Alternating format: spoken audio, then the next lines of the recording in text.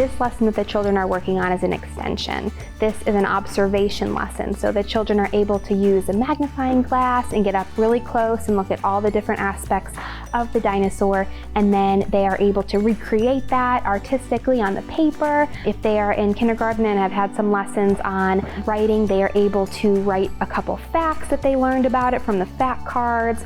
So we love to use Schleich for this lesson because the dinosaurs are so realistic and the children are able to make inferences based on their teeth and their claws, the shape of their mouth, if they have claws or talons, they're able to do that.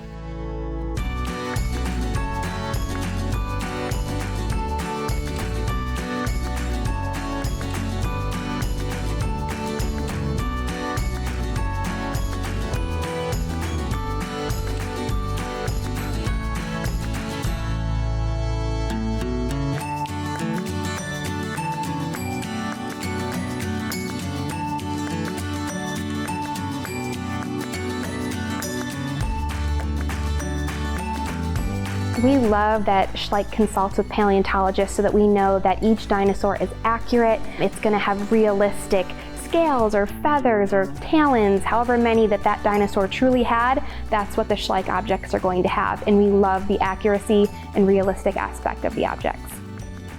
The wide variety of dinosaurs that we're able to use in these lessons allow us to begin giving the children the vocabulary of different times of life. So when they get to their elementary curriculum and they're doing the timelines of life, they'll be familiar with the Jurassic period, the Cretaceous period. So we're setting a foundation there by introducing them to all these different dinosaurs and the vocabulary of the time periods now.